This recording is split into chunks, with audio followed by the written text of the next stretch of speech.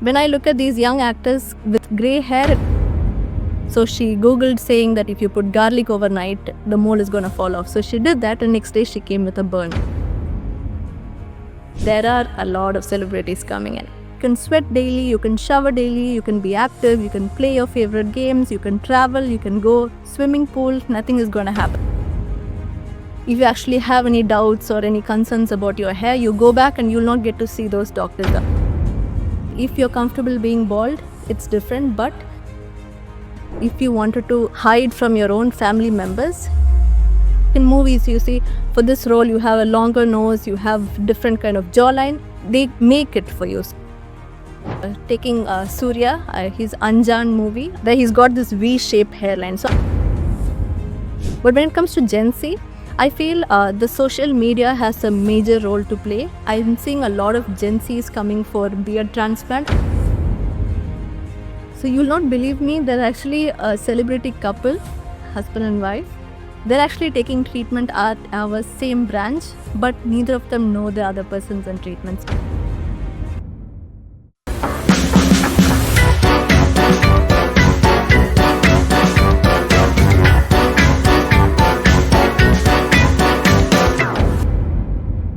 Hi, this is Dr. Nikita from Max Hair Clinic. Today we'll be talking everything and anything about hair.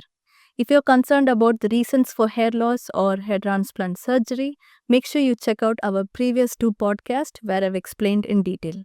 Today we are going to talk about something way more interesting. Keep watching.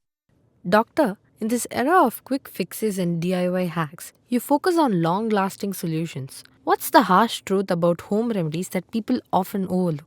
Most of the DIYs don't work, that's what I know. Because those days where DIYs used to work, like your onion juice or your flax seeds, they used to work because your reasons for hair loss used to be different. So mostly DIYs don't work, that's what I want to say. More than the good stuff, it gives a lot of harmful side effects. Like I've seen a lot of people use vinegar or they use egg on their head. I mean, it ends up stinking or it ends up burning your scalp. So it is better to go approach a doctor to get your treatments right instead of doing it at home and just worsening the situation. Because I remember when I was in school, there was this girl, she was so concerned about this mole on her face. So she googled saying that if you put garlic overnight, the mole is going to fall off. So she did that, and next day she came with a burn. So same thing goes with hair. When you do something at home, the ingredients might be the right ingredients but not used in the proper way. So it's better to get it checked by a doctor before going ahead. So this DIY ends up giving a lot more worsened reactions. Like for example, when you have dandruff, it's a fungal reaction. So when you apply more oil, so people normally get confused of dry skin and dandruff. So they end up putting a lot more oil on your scalp. But scientifically speaking, when you apply more oil, it is just going to worsen your dandruff. And then you use a lot of products, they just end up getting piled up and product buildup happens, and then it causes a lot more itching and it just worsens the whole situation. So it is better to get it checked and go by the right treatment of what your doctor says than going for some DIY products at home. Dr. Nikita, you're often called the celebrity whisper in hair restoration. What's one thing about celebrity transformations that would genuinely surprise people?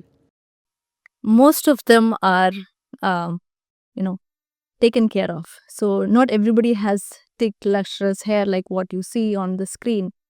There's a lot of hard work going behind it. Like they've got proper rituals done to take care of their hair. So I know a lot of people, general public thinking like, he's a celebrity, so he'll have good hair. He was born with that hair. No, everybody takes care of their skin and hair to look a certain way. So it can be your daily supplements, it can be the products you use, the treatments behind it, restoration, retention, all of this plays a major role.